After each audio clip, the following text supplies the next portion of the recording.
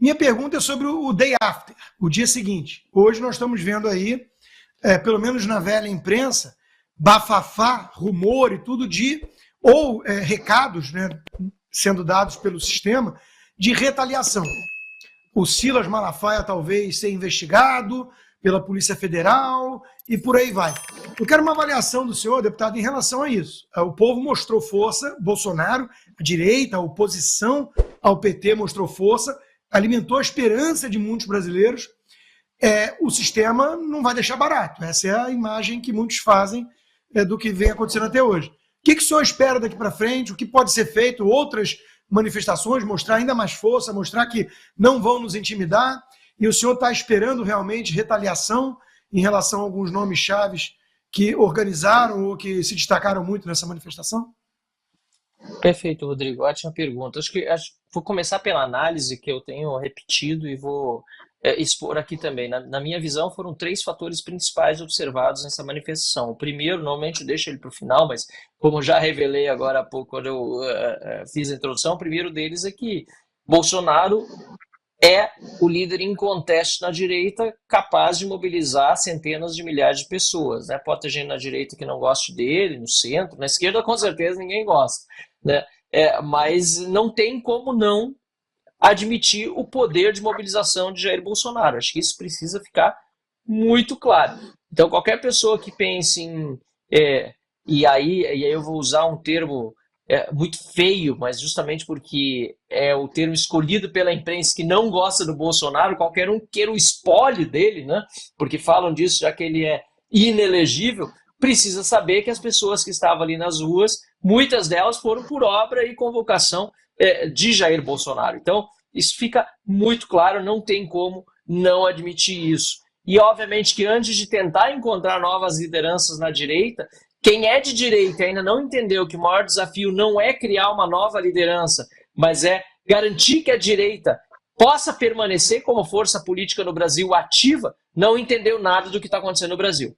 Esse é o maior objetivo que quem é da direita tem que abraçar. E aí não interessa se é o Bolsonaro que chamou para a rua, se foi Deltan Dallagnol ali atrás, se foi Marcelo Van Hatten, se foi Bia Kicis, não importa. Quem é de direita tem que entender que o mais importante nesse momento é que a oposição possa continuar existindo, porque nós vivemos uma ditadura do Lula em conluio com a ditadura do Moraes. É uma ditadura desse consórcio formado entre eles com apoio dessa grande mídia. O segundo ponto importante é que houve uma união da direita, que é muito bem-vinda, aliás, que fazia tempo que não se via, desde o segundo turno do Bolsonaro, e mesmo assim ali no segundo turno teve gente que, em virtude justamente da falta de apoio, acabou permitindo a vitória do Lula, né? Então, hoje nós vemos que há uma consciência maior entre vários ramos da direita, né, de que é necessário se unir. Ainda não há uma consolidação total, mas essa manifestação já mostrou que muitos... Acho que você mesmo disse num programa que eu assisti, acho que hoje de manhã me mandaram um corte, Rodrigo. Acho que eu ouvi muitos mimimis que se deixaram de lado nesse momento, e isso também é muito importante. E terceiro, né, a rejeição a Lula e a ministros do STF e a esse autoritarismo também tem mobilizado muitas pessoas. E aí, né, partindo desse terceiro ponto, é lógico que o sistema vai reagir. É óbvio que vai reagir, até porque é soberbo, se move por essa arrogância toda que a gente está vendo. Eu acabei de ver um corte de vídeo publicado por Lindbergh Farias no Twitter. O título é Xandão tá on. E aí o Alexandre de Moraes está fazendo uma comparação. Olha só a coisa mais... Se não fosse trágico, seria cômico, para não dizer vergonhoso, que o ministro Supremo está comparando a situação do Brasil com a luta entre Popó e Bambam, dizendo que nós não podemos, eles não podem, né? O sistema que está reagindo dessa forma brutal, violenta, abusiva, não pode cochilar como o Bambam, que em 36 segundos veio a nocaute e que precisam estar todos, ele ainda fala, né, bota entre parênteses, sick, né, alertas, né, no português do Alexandre de Moraes. Então, quer dizer, ele está ali dizendo que vai continuar a perseguição, que vai continuar a opressão. E isso é esperado. Agora, também o povo precisa continuar indo às ruas. Nós precisamos fazer desta catarse coletiva, deste evento maravilhoso de domingo, um novo ponto de partida. E daqui nós não podemos mais retroceder. Então, essa é a grande mensagem que fica dessa mobilização de domingo, e nós precisamos que ela se consolide num grande grito de chega de perseguição política, e você é um desses perseguidos políticos que não merece de forma nenhuma ter esse tratamento entre aspas, lamentavelmente, hoje, a democracia relativa brasileira. Obrigado, deputado Gustavo Lopes. Você fica à vontade também em falar com o deputado Marcel Van Hatten ou a deputada Bia Kicis. Perfeito. Aproveitar o Marcel. Boa noite, Marcel. Prazer falar contigo.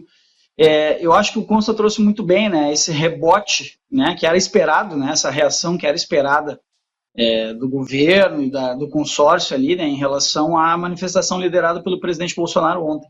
Mas tem esse lado, digamos assim, negativo, e que já era esperado, mas qual é o lado positivo, assim? Porque eu acho que isso reforça, né, as iniciativas que vocês têm tido no Congresso, por exemplo, a própria CPI, né, que tu estás propondo lá do abuso de poder, tem a CPI né, sobre a questão do Lula, da fala aquela desastrosa do Lula.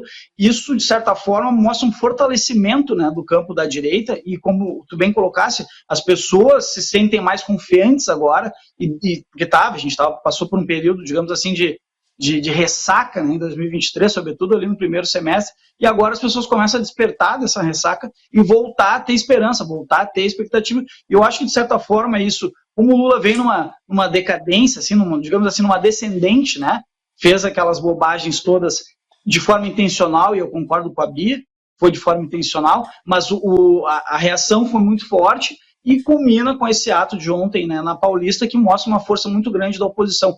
O que tu acha que pode sair de positivo dessa manifestação de ontem?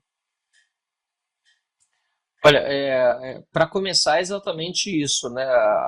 A força das pessoas na rua acaba ajudando a fazer propostas no legislativo andarem mais rápido, né? A CPI do abuso de autoridade, o impeachment do Lula que foi pedido, né? Uma série de outras iniciativas legislativas.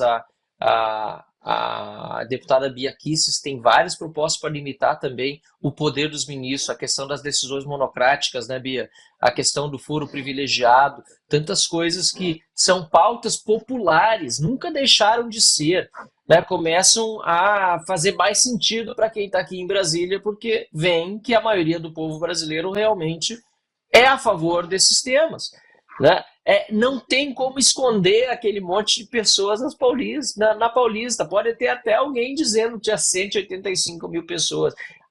O povo hoje dá risada quando lê esse tipo de matéria. Inclusive, né, teve um jornalista que postou no seu Instagram a foto foi da Núzio Neto, ele postou a foto, né, da imagem, na verdade um print, né, da pesquisa da USP, e o meu comentário foi o mais curtido. Eu comentei embaixo, por isso, né, porque pesquisadores da USP que teriam feito tal do cálculo de 185 mil pessoas, disse por isso que o diploma universitário vale cada vez menos no mercado.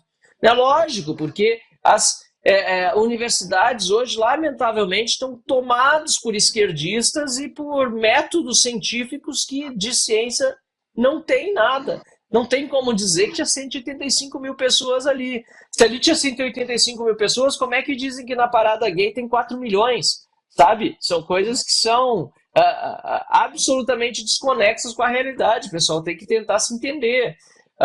Eu que isso dá uma nova motivação para o povo. Nós sentimos esse ano e pouco aí que a gente está na Câmara, a Bia e eu, a oposição toda, a desmotivação das pessoas. Não tem como dizer que isso não nos afeta também. Aliás, nós também estamos sob constante ameaça de perseguição, de busca e apreensão, de prisão. A imunidade parlamentar está completamente relativizada, muitas vezes até eliminada do nosso vocabulário, porque a gente sabe que está muito difícil, inclusive, falar o que a gente pensa.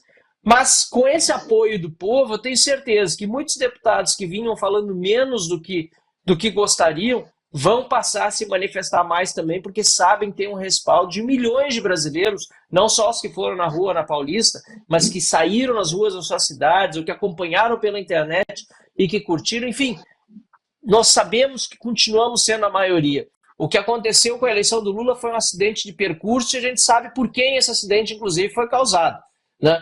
Agora, o que nós precisamos é recuperar essa autoestima do povo brasileiro também no parlamento, que é, na verdade, quem tem a grande chave da solução dos problemas. A gente pode criticar e deve o quanto quiser os ministros do Supremo e a própria instituição, como tem se comportado, o Executivo, o Lula e etc., mas quem realmente pode resolver alguma coisa são os presidentes da Câmara e o presidente do Senado, né? Então é por ali que a gente precisa realmente agir e isso nos dá nova força e motivação nesse momento. De segunda a sexta, às 20 horas, horário de Brasília.